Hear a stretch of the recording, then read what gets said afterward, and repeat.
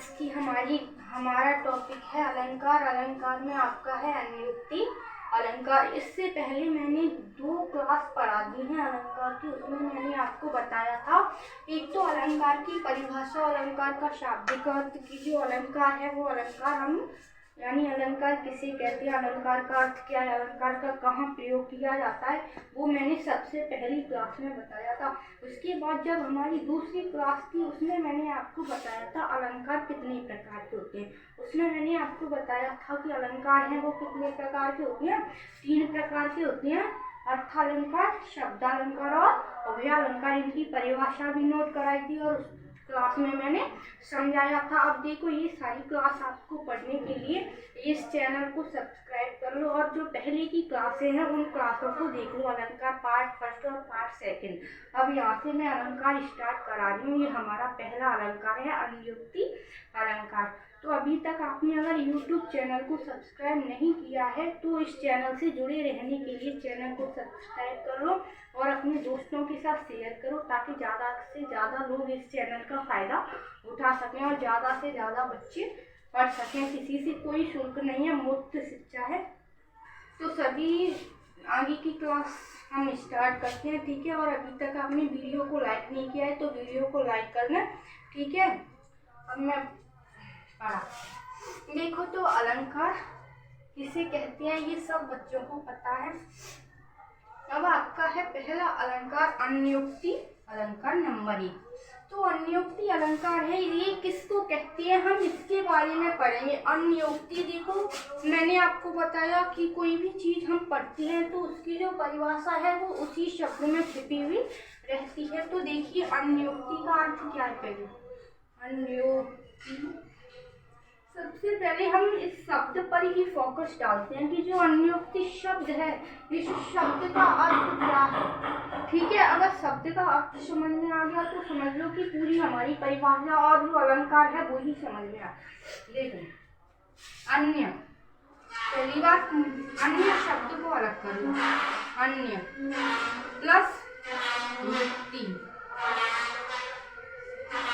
शब्द हमको क्या मिला, अन्य प्लस युक्ति। अब आप बोलोगे कि कैसे, क्या मतलब, तो देखो इसकी परिभाषा हमारी बन रही है अन्य युक्ति के द्वारा।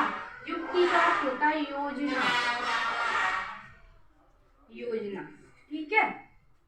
युक्ति का अर्थ होता है एक प्रकार से योजना या प्रकार से एक अलग नई सोच के द्वारा, कुछ भी बोल सकते हैं। तो हम लेंगे अन्य युक्ति के द्वारा यानी अन्य योजना के द्वारा कोई बात कही जाए। एक तो देखो हम किसी बात को किसी के सामने प्रकट करते हैं तो क्या होता है, एक तो बिल्कुल सीधे तरीके से कह देते हैं, जैसी बात है बिल्कुल उसी रूप में उसके सामने रखते हैं। दूसरी बात, अब उसी बात को जब हम घुमा फिरा के कहते हैं कि जो सामने वाला व्यक्ति है उसको बुरी नहीं लगे, एक तो ऊपर से हम जो कहना चाहते हैं वो बात भी वो समझ जाए, तो समझ लो फिर क्या है अन्युक्ति। यानी किसी अन्य माध्यम से, किसी और माध्यम से किसी व्यक्ति को कोई बात समझाना या उसको कहना, वही हमारा होता है अन्युक्ति। अन्य युक्ति के द्वारा कोई बात बताना यानी अप्रस्तुत का वर्णन कर प्रस्तुत का बोध कराया जाता है, वही हमारा होता है अन्युक्ति अलंकार। अब प्रस्तुत का वर्णन कर प्रस्तुत का बोध कराया जाता है उसे कहते हैं अन्युक्ति अलंकार। जो चीज प्रस्तुत नहीं है, कल्पना करो कोई चीज है प्रस्तुत नहीं है ना, अब उसके द्वारा क्या करना, प्रस्तुत का बोध करा दो, है ना, समझ रहे हो, प्रस्तुत का बोध करा दो, तो वही है अन्युक्ति अलंकार। परिभाषा नोट कर लो, मैं परिभाषा से आपको समझाऊंगी, ठीक है। अन्य युक्ति के द्वारा, ये तो मैंने इस शब्द पे फोकस डाला है, ठीक है बच्चों। वीडियो को लाइक कर लो, चैनल को सब्सक्राइब कर लो जल्दी से, हाँ, चैनल पर जुड़े रहने के लिए।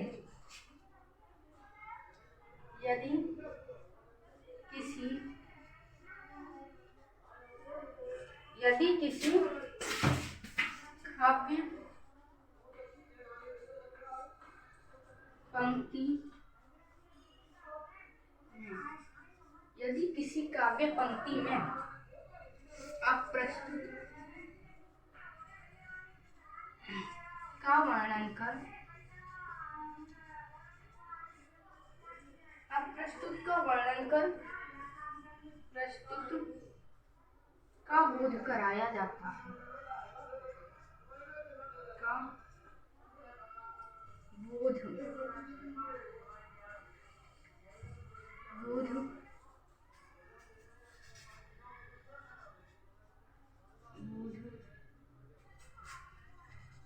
कराया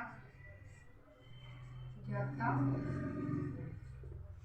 यदि किसी काव्य पंक्ति में प्रस्तुत का वर्णन कर अप्रस्तुत का बोध कराया जाता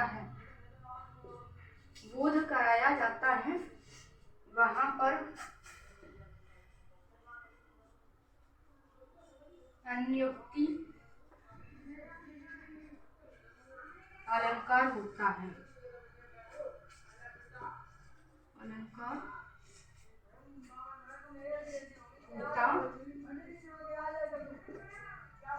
परिभाषा नोट करते जाइए सभी बच्चे, पेन कॉपी लेके बैठिए, साथ ही साथ परिभाषा नोट करो। वीडियो को ज्यादा से ज्यादा शेयर कर दो, लाइक कर दो, चैनल को सब्सक्राइब कर लो।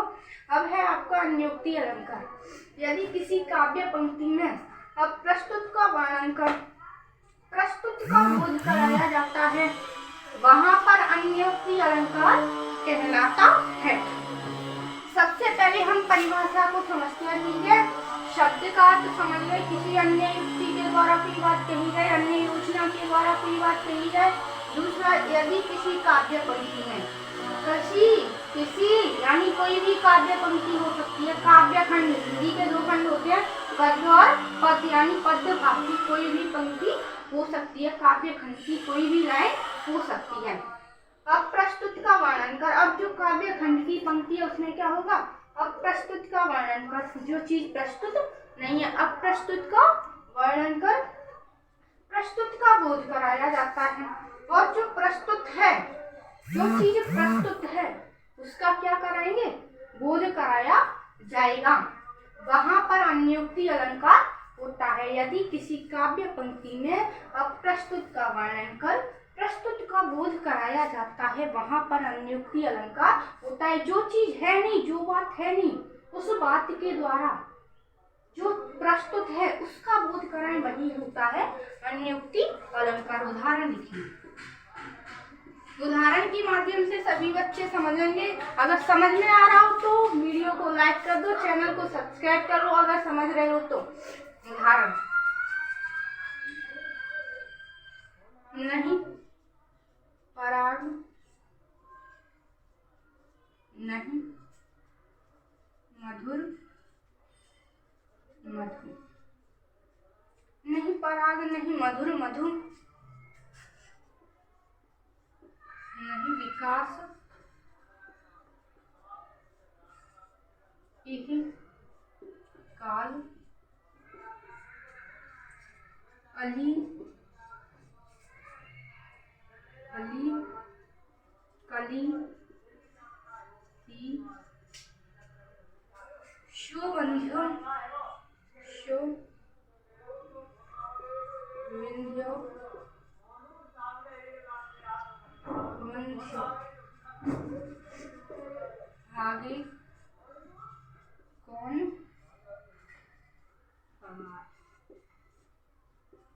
नहीं पराग। अब देखो मैंने पंक्ति लिख दी। नहीं पराग नहीं मधुर मधु, नहीं विकास यह काल, अली कली ही शोबंध्य, आगे कौन हवाल। ये प्रसिद्ध पंक्ति है जो राजा जयसिंह के लिए कवि बिहारी जी ने बोली थी, सबने सुनी होगी और काफी इंटरेस्टेड पंक्ति। हाँ तो सभी बच्चे देखिए, हम थोड़ी देर के लिए लाइट चली गई तो क्लास डिस्टर्ब हो गई। अब देखो कंटिन्यू करते आगे। तो देखिए उदाहरण है, नहीं पराग नहीं मधुर मधुर, नहीं विकास यही काल, अली कली ही शोबंध्य, आगे कौन हवा। तो इस पंक्ति में क्या है? जो राजा जयसिंह है ना, वो क्या है, अपने राजपाट को भूलकर गृहस्थी में डूब गए। एक रानी थी, इसमें एक रानी की कथा आती है। एक नबूड़ा रानी थी, उनकी नई नई शादी हुई थी, जिसकी कम उम्र थी और एक कली के समान थी। उसके इसलिए हमें जो राजा जयसिंह है वो पूरी तरह आसक्त हो गए हैं। तो कवि बिहारी जी ने जो राजा जयसिंह है ना उनको सावधान किया है।